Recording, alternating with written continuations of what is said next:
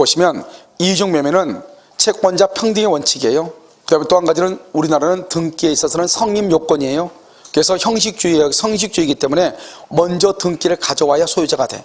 그래서요, 갑이 을하고 계약을 하고요, 중도금 이상을 지급했음에도 불구하고 다시 병하고 계약하고, 병은요 갑하고 을하고 계약이 있다고 하는 사정을 알면서가 악이죠. 알면서 계약을 하고 등기를 가져오죠. 그러면 누가 소유자가 된다? 병이 소유자가 돼. 먼저 등기를 격려한 사람이. 이걸 원칙이라고 얘기하는 거예요. 그런데요, 그러면요, 갑은 을한테 등기를 해줄 수가 없겠죠. 그것을 채무불행이라고 그래. 채무불행의 경우는 채고 없이 계약을 해제하고요, 채고 없이.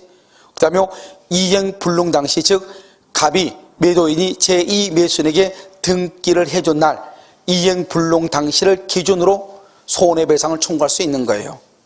그 다음에 갑이 매도인이 을에게 등기하지 않고 제2 매수인에게 등기한 것을 무슨 죄라고 한다? 배임죄죠. 배임행위는 불법행위죠.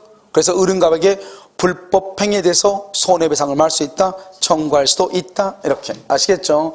이것을 이제 우리가 이중매매가 원칙적으로 유효일 때 얘기하는 거죠. 그런데 이중매매가요, 무효인 경우는 어떻게 되냐? 이중매매가 무효가 되려면 반드시 무슨 말이 있어야 돼? 적극가담이란 말이 있어요. 적극가담. 그래서 적극가담은 갑하고 을하고 매매계약이 있다고 하는 사실을 알기만 하면 안 돼. 알면서 그것을 뭘 해야 돼? 이용해야 돼. 알면서 뭘 해야 돼? 요청하고 유도해야 돼. 요청하고 유도. 그것을 뭐란다? 적극가담이다. 다른 말로 기망하거나 통모했다, 통정했다, 이런 말이 있어야 돼. 그러니까 우리가 적극가담이라는 말이 없어도 제2 매수인이 매도인을 기망했다, 매도인과 제2 매수인이 통정했다, 통모했다, 이런 말이 나오죠. 그럼 뭐다? 적극가담으로써 유효이다, 무효이다, 무효이다. 그래서 갑이요, 을한테 등기를 하지 않고 병한테 등기하죠. 그러면 이 등기는 무효가 되죠. 무효가 되지만 아무튼 등기를 병한테 했으니까 갑은 을한테 등기를 해줄 수가 없죠. 채무불이행, 손해배상을 청구하고요.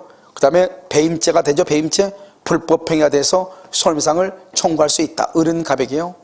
그런데 지금 병한테 등기했는데 병 앞으로 되어 있는 등기는 절대적 무효로서요, 정은 병의 등기가 이중매매로서 무효인 것을 모르고 등기를 이전받았다 할지라도 소유권을 취득할 수가 없고요. 그 다음에 갑은 갑하고 병 간의 관계는 103조 위반으로서 무효죠. 746조 불법 원인 급여이기 때문에요, 매도인 갑은 제2 매수인 병 앞으로 되어 있는 등기의 말소를 청구할 수가 있다, 없다? 없고요. 그 다음에 이 병명의 등기를 갑은 추인할 수가 있다, 없다? 없다. 추인할 수 없고 뭐 할 수 없다? 등기의 말소를 청구할 수도 없다. 적극 가담했을 때는요. 그런데요, 이 을은요, 을은 아직 등기는 하지 않았죠. 그러니까 법률상 소유자도 아니지만 을은 갑한테는 불법행위로 인한 손해배상, 채무불응으로 인한 손해배상 또는 채무불응으로 인해서 채고 없이 계약을 해지할 수는 있고, 그런데 이 을이 병한테는요, 병에 대해서는 아직은 소유자가 아니죠. 그러니까 직접 등기 말소나 직접 이전 등기는 청구할 수가 없는 것이다. 소유자가 아니니까 어떻게 한다? 갑을 뭘 해서 대위에서 또 말소 청구를 할 수 있고, 채권자 취소권을 행사할 수 있다, 없다? 없다. 그래서 채권자 취소권은 재판상 행사하는 형성권인데요, 채권자 취소권을 행사할 수가 없다. 그런데 제1 매수인 을은요, 제2 매수인에게 불법 행위로 인한 뭐는 청구할 수 있다? 손해배상을 뭐 할 수 있다? 청구할 수 있다. 이렇게. 이것을 이중매매다, 이렇게 얘기하고요. 그 다음에 불공정한 법률행위를 폭리행위라고 그래요. 불공정한 법률행위죠. 법률행위니까 경매는 안 된다. 알겠죠? 그 다음에 1억짜리를 2천에 팔았다. 왜 갑은 1억짜리를 을에게 2천에 팔았는가? 객관적인 요건으로서 급부와 반대급부 간의 현저한 불균형, 이때 급부는 주는 것이고 반대급부는 받는 거죠. 이걸 대가성이라고 한다. 그래서 이것은 주고받으니까 유상계약이죠. 그래서 우리는 유상이니까 무상행위는 된다, 안 된다? 안 된다. 그래서 기부행위, 무상행위, 증여는 불공정한 법리가 성립할 수 없고, 그 다음에 계약인데 단독행위는 원칙적으로 안 되지만 판례가 채무면제, 그 다음에 채권 포기의 경우는 불공정한 법률행위를 뭘 했다? 인정을 했다, 이 말이고요.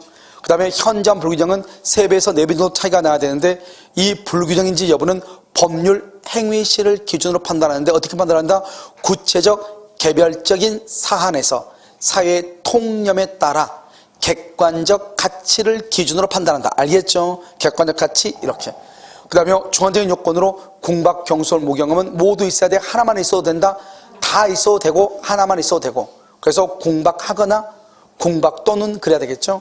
그러면 이 공박은 누구를 기준으로 판단한다? 본인. 경솔과 무경험은 대리인을 기준으로 판단하고, 공박은 경제적 공박이 주겠지만 정신적, 심리적인 공박도 포함하고, 그 다음에 무경험은 거래 일반에 있어서 경험의 부족을 얘기하는 것이지 특정 영역에서 경험의 부족을 얘기하는 것은 아니다. 그런데 이러한 사정을 마음에서 알면서 그걸 인식이라고 한다.